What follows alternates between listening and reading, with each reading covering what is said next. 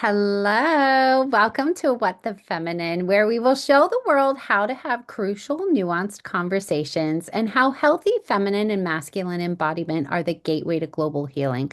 I'm Nicole George, the CEO and founder of Sovereign Magazine, and as the host and moderator of this show, I'd like to remind our guests and audience that the questions posed in today's episodes are neither a reflection of my personal beliefs, opinions, thoughts, or ideologies, nor of Sovereign Magazine's. They're simply a guide for us to go deeper into our constructed beliefs and ask ourselves, how can we remain open and curious to being recoded to a more compassionate, cohesive way of living?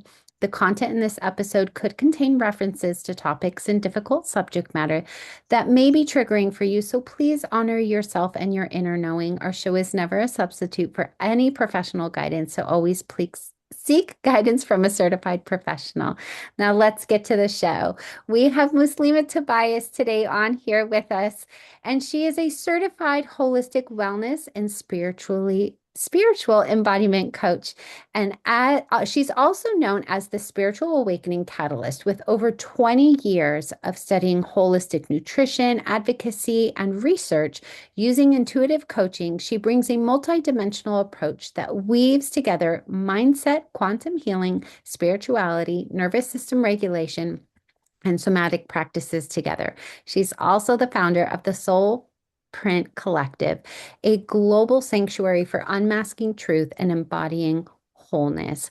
Welcome, Muslima. Thank you, Nicole. Thank you for having me here. Welcome. Oh, I'm So so excited. Yeah. excited. Yes, we're going to be talking about sacred sexuality, healing shame, and also owning our desire. And I always start out the show by asking a very generic question about what is sacred sexuality to you? What does that mean? What does it feel like? Let's start with defining it first. Yeah, sacred sexuality for me, that sounds like owning your desires, owning your pleasure, being open to receiving. And I find in this society, a lot of times we grow up with sexuality being like something that's taboo. So there's a lot of shame built around that. So yeah, for me, it's just about honoring that part of yourself and creating that intimacy within you first, like building that relationship. Sacred sexuality is that connection to your pleasure. That's what I said, your pleasure and your Yeah. desires. When you Mhm. were growing up, and I'll share some of mine as Okay. well, what did you grow up with? Like, what were some of the taboos that you grew up with? Um, just talking about it in general. It Hmm. wasn't necessarily like a cultural thing, but it was just about talking about it in general. It was just kind of like something that's just reserved for marriage. Yep. Yeah. So that's Yep. yeah, that was just kind of like something that's reserved for marriage. It's not something you talk about. It's just something you learn about through your peers or just through reading. Yeah. It's so Hmm. funny that you said that because that was going to be my response as well. Although I did grow up in a very, I would say, sexually progressive household. Hmm. My parents, I think, were swingers and all sorts of things. They were into all sorts of Uh, things that I found out later in life. But it was very taboo for the children to talk about it, right? And now in my household, as I'm raising my daughter, her best friend and her are so into reading. And at first, my daughter really just loved like fantasy type mhm. books and things like that. And then all of a sudden, she came to me and she was like, I kind of want to try like a romance novel. And I was like, okay. And I was like, well, there's a difference between like smut and like romance. So like let's have that kind of conversation. And she was like, ew, no, I don't want to read that, type of thing. But, her friend does like a little more spicy type books, we'll just say. And she knows about the chili system and things like that. But I try to make sure for my daughter that that door is open for conversation. Although she doesn't want to go there yet, I've left that door open and it's not taboo to talk about it because although my daughter's dad and I are very not in your face type, like we're not, kind of like the gushy type people, like Yeah. loving all over each other and all of that. we still want her to know what those things look like or feel like from her perspective. And what better way than through reading, right? The imagination and things like that. So I'd love for you to share how you're helping your six children with this subject. Oh yeah, they're younger. They're much younger. So when we're talking about sexuality, we're not actually talking about like intimacy. It's more around boundaries, bodies, your consent. So just like the anatomy of your body, what is safe touch, what isn't a safe touch, and yeah, knowing that this is your safe space, that no one gets to touch you without your permission. And if there is something that's not safe, to come tell a trusted adult, like come tell your mom, your dad, or basically that's it. Yeah, we don't really have that much family that is I would consider as like a trusted adult that's near where we live. But yeah, it's my oldest is 14. Well, I've had a conversation with him about that. I actually gave him a book too for us towards like puberty development, knowing that is normal. You're gonna feel these feelings, even though he's kind of shy away from that. He's like, I don't care about that type thing. But every child is different. So, and my children, I think my daughter, she's 10 now, and she came up talking about like mating, but with animals. So they know it's not something that's kind of like ew or anything. For the boys, actually, it is. For her, she was more. I felt she was more open, expressive, and talking to it. And the boy was kind of like, I don't want to talk about this, kind of shy away. But when I think about me growing up, I did not discuss anything like that with my parents or in school. I don't remember discussing anything. It was just kind of like that was just like something you don't talk about. It's like it was kind of like a sin too. Now I grew up in a religious house. It's kind of like, oh, that's a sin if you don't do it outside of marriage. It's only you will learn kind of basically when it's time for you to get married. So I noticed you mentioned the word smut. Like I didn't learn about smut into my 30s. Like Me looking too. at audiobooks and I was just like, what is this? And like, or we talk about kink and it's just so many different things to Yeah. explore. Yeah. No, definitely. I didn't know much about any of this till I was in college, to be honest Yeah. with you. I wasn't a huge reader. Now I'm much more of a Yeah. reader. But I would say if we go back to your comment about like the sacred sexuality of our body and pleasure and how we identify in our sexuality, all of these types of things, there sometimes is this shame placed on labels, if you will, Yeah. or how one identifies. And I would love for you to share your experience with that, if you would like to, in terms of really shifting into who you truly are around sexuality. Yes, I don't like to go too much into labels per se, but labels are definitely good for giving language to our experience. It's more about the human experience of how, yeah, the human experience about what we're going through, how we feel in our bodies, and connecting with others in that way. And sorry, I feel like I just hit a roadblock. That's Can you say okay. the question again? Sorry. Oh, just like how we might have shame around certain parts of maybe the labeling or how we identify. And, we could even go into, some people come out of the closet, some people don't. Like I have a family member who I truly believe has been gay her whole life and she's never had a partner. I don't think she'll ever come out of the closet because of her religion. But there are these natural desires or feelings that we have in our body, but there's been so much shame around it. So, how do we start to reconnect in Oh, with okay. our body?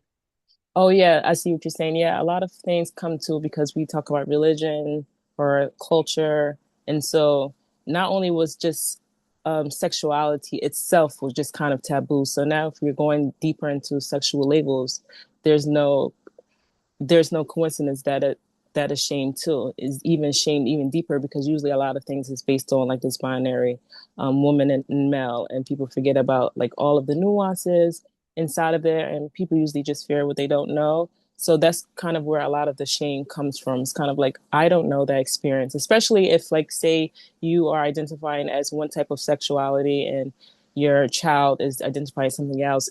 If you don't relate to that experience, it's kind of like is something different than what you're experiencing. So people are shamed for that in general.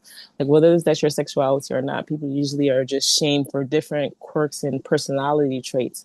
And so to get back into it is to start to build that comfortability and getting to know who you are, because sometimes people don't even know who they are. Just slowing down, being able to allow yourself to, well, I guess it depends on what direction you're trying to go, but knowing what you like and what you feel, because sexuality also is entwined with sensuality, because it evolves around the senses. What do you feel? Your taste, the touch. Yeah, it's what makes you feel alive. And so you can,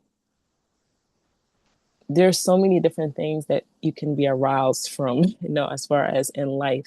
Just to see beauty in art can be a form of just you embracing, receiving the pleasure of beauty, and just doesn't have to be with humans, right? Like just the of nature around you, of art and of like music, of different things. And it's not reduced to just your connection with other people.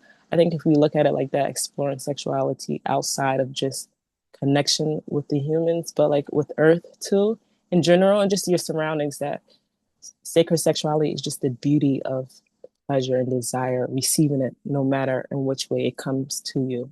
Yeah. I love that because we can find joy or beauty in Yeah. so many different things. I did this exercise in it was MBSR, so mindful based, maybe somatic release. I don't remember what it stands for, but Mhm. anyway, they gave us a piece of chocolate and we had to like do this exercise with them. They were like, okay, take your tongue, swirl it around the chocolate. Like, what does it taste like? I mean, like, it was like this whole thing. We had this one piece of chocolate in our mouth for like 5 or 10 minutes. And I was like, whoa, it was such a different experience than just like chewing the chocolate and swallowing it, right? Yeah. And that's kind of what we're talking about, but there's Mhm. so many different levels to it. And just really enjoying life. And one of the things that I instilled in my daughter from the earliest age I could think of, anytime somebody would say, like, oh, that boy is cute, or oh, when you get married, and I would be like, hold on, if she gets married and if she likes boys. And I would always say to her, honey, it's whatever you prefer, like whatever this is, and whatever you want to do in life, it's open. You don't have to get married. You don't have to go to college. I've left everything open for her. She might want to go to a trade school. She might want to travel the world. Like, who knows what she wants to do? But I never wanted her to feel confined by Yeah. the constructs of society. I wanted her to have joy in everything she does. And that I think is where this pleasure and reclaiming your pleasure can be a path to healing because when you find joy in every moment, you start to tap into your personal joy and not the joy in others. Like you Yeah. want the joy for your own body. And I know that you identify as queer now. However, how did that come about in your aura, your essence? When did you know from an early age? How did that come about? Yeah, I knew from a very early age, actually, since I was 12 years old, but it wasn't something, like I said, it wasn't something that was normal. Kind of like during that time, it was ostracized, and it wasn't something I was around. So, and plus, at for me in the 90s, or boys were still like cooties, or it wasn't, I feel like the dynamic is different now than it was then. So even if I knew that I had these feelings, it didn't mean anything really to me. It wasn't something that I was like, oh, I need to explore or anything more. um yeah. And probably I would say into college I knew, but I was also just a person who didn't feel like I was confined by some identity, so I never felt the need to say I'm this or that. I use those words now as keywords to just attract, certain people, community, just to know. But yeah, because usually I like to say like our identify is not defined by your certain experience, but you use it as language just to express your experience. And yeah, so I've always known. I've always known. I've just kind of just been like a fluid person, but it wasn't just something that I was like, oh, I wore on my sleeve, because Hmm. I'm also quite a private person for the most part. So I'm reserved, and I don't feel like everybody deserves to know that part of me unless they know me intimately, you know? So Mm-hmm. yeah, it's something Mm-hmm. I navigate with like a sacred we were talking about like sacred sexuality. So that's a sacred part of me too, you know. Yeah. Sometimes you get to allow to have that choice and discernment what parts of yourself you want to share. And usually when it comes to any type of intimacy, intimacy is a delicate presence and it's a sacred connection between two people too. And that's not something that we put out anyway. Yeah. I love that you say that because that actually just gave me some language for how my husband and I are. We're both very, very private people. Okay. And it's so comforting to have heard it in that way that it's sacred, right? Yeah. Whereas other people have described it as like, oh, you guys are prudes or, things like that. And I'm like, no, yeah, that is sacred. Like we're just pretty quiet about it all. We don't really share lots of details with people or anything like that. And so I love that. Okay, my last question is when we are embodying sacred um sexuality or that sovereign desire within us, what could that look like in a relationship or what does it not look like? Um, for me, it looks like when two people are come together and there's clear boundaries, there's honest communication, emotional safety, mutual respect. Like I feel like that's the foundation. Yeah, two people come together, you're being very aligned, and there's something that's grounded. It's you're not coming from a place where you feel like you have to fill a void because a lot of people too, some people sometimes feel like, oh, I need to find my other half. I need to fill this space. And when you come from a place that I'm whole already, you have two people come together who's already whole, and it's just like synergizing this energy of two people together, and you can blossom from there. Yeah, so coming from a place that is aligned, intentional, that's grounded. Yeah, I love that because my husband always says that him and I have an unspoken dance in terms of like we don't have set chores. I mean, we kind of do, but we kind of don't. Like, we just see when the other person hasn't done something and then we do it.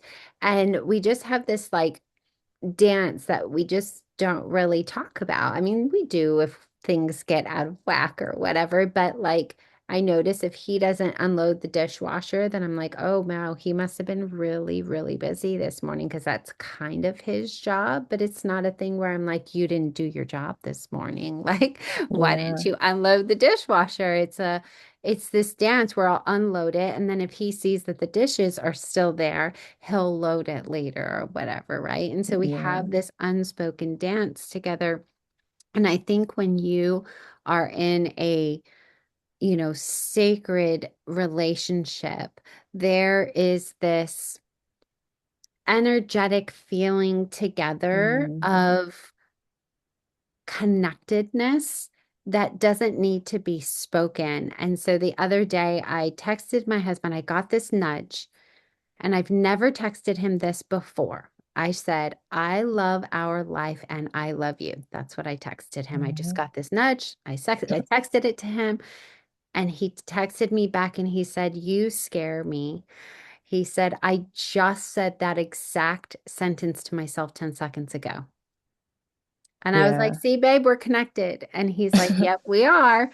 And that's the kind of energy that as you figure out your own sacred sexuality, the healing around shame and all of that, and owning your own desires becomes a natural part of who you are because you don't have to be anybody else besides yourself Yeah. in that relationship. You could just stand in your truth. One word I noticed that I'm missing when it comes to just thinking about sacred sexuality is curiosity. Mhm. Curiosity and compassion. It is, we are always evolving and constantly changing. When you allow yourself to just be open and curious that this person is evolving and getting to know a person each day, that is also a part of it, as part of like sexuality or love or just intimacy, creating a deeper intimacy, being curious.